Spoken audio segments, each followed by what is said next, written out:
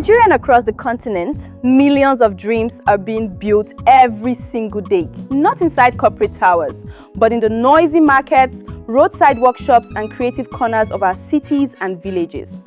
From the welder in Kano, to the fashion designer in Lagos, to the smartphone repair guru in Accra, these are the real engines of Africa's economy that are creating jobs, feeding families, and driving growth from the ground up.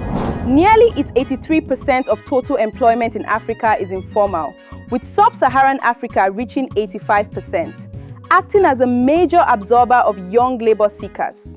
The sector contributes over 50% to Nigeria's GDP and constitutes over 66% of non-agricultural employment in Sub-Saharan Africa, often featuring low productivity, high vulnerability, and limited access to credit. For too long, this vital sector has been overlooked, undervalued, and misunderstood. Welcome to AISE, African Informal Sector Economy. Here, we step into the streets and workshops to document their real stories, their innovations, their daily struggles, their challenges, and their enormous potential. Because understanding the informal sector is not optional, it is essential for Africa's future.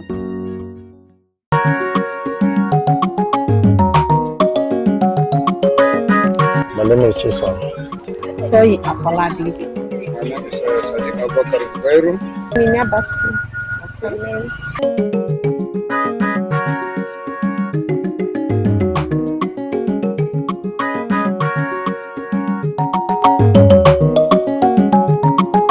This is blacksmith. We do it all kind of building, any kind of building. I'm a fashion designer. Eggs. Soft drink. I'm a furniture worker in Rubea Timber Sheds, Abuja. It's about 7 to 8 years.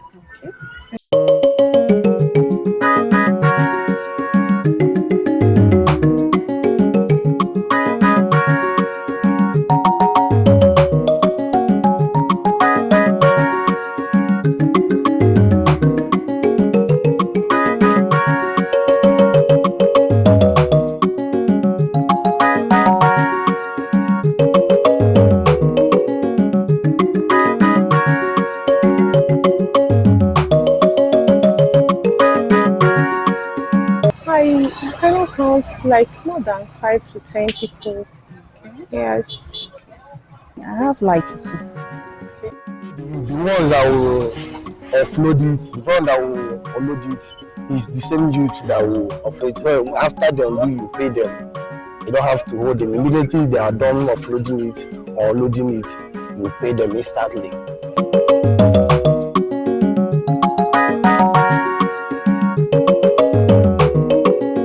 Challenges I have in this work is not much because I can't be able to remember them now.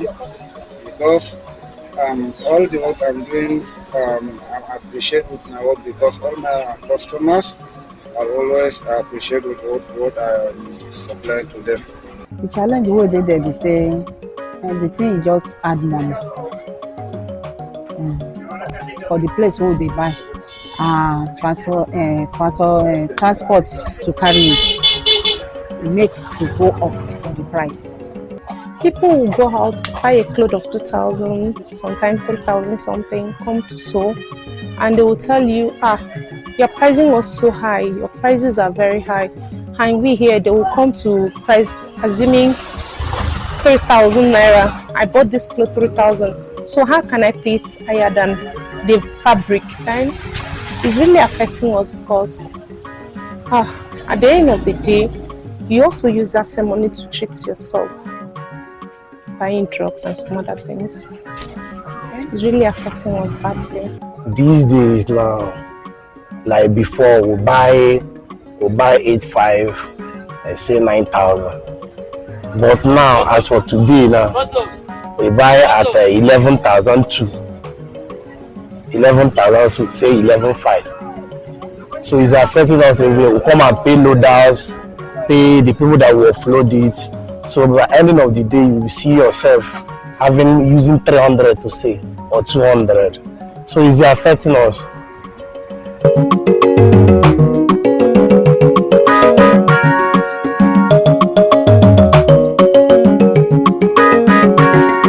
the whole country, everything go higher when I start this work, because every year in Nigeria it used to go up, and whatever go up, it will not come back again. So that's the challenge we are facing in this country, not only in my furniture material, almost everything in Nigeria. Whenever something increase up, even though it will reduce, it will just reduce more. So even though the government reduce bring it down, you know, our fellow people, they are so somehow. See what government fit do for us to be say, make the fuel, make the price come down. When it come down, so our market will fit reduce price. Because if we will buy, as we will buy, we will carry it in the transport is too much on top. We will need to share it on top. What we are suggesting maybe government should do for us is just in the area of this our transportation, because as for last week we ordered goods, the transportation they charge us bringing the goods here is different from the one they charge us this week.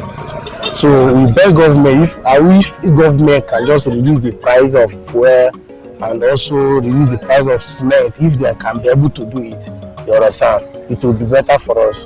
Me, if they will bring more things, the prices of things should just go down. From fabric to food, everything should just step down. I think it will help everybody, because without us, the fashion designers, they cannot wear clothes. Human will be naked on the road. So without us sewing for them, they cannot wear, they don't have anything to cover their body. So they should bring the prices down.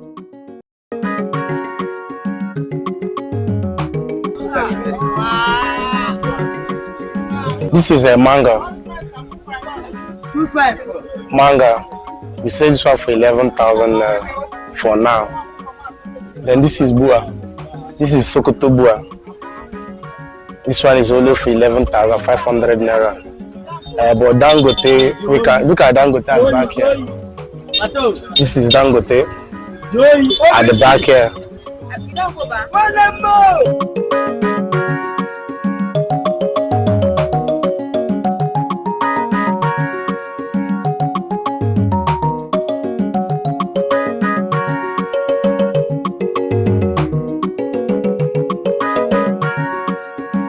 Like this house now, that last year we were selling like 5,200, but now it's 5,800.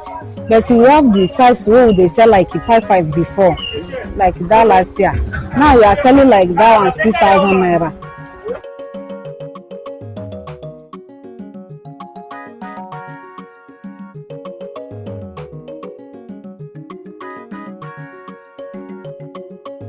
Guys, a gown like this that is on my mannequin, these are all gowns, just simple, but it's work. You know, sewing is not an easy thing that you just said I can cut, I can sew, but you need to go to step by step. Then you cut the gown. If there is no light is also the major thing in sewing. Without light you cannot sew. After cutting your material, you need to iron it. That's the first step. Iron it very well before you take it to your machine and then join it, and still come back to table to iron it and then take it back and sew. Then do your work neatly.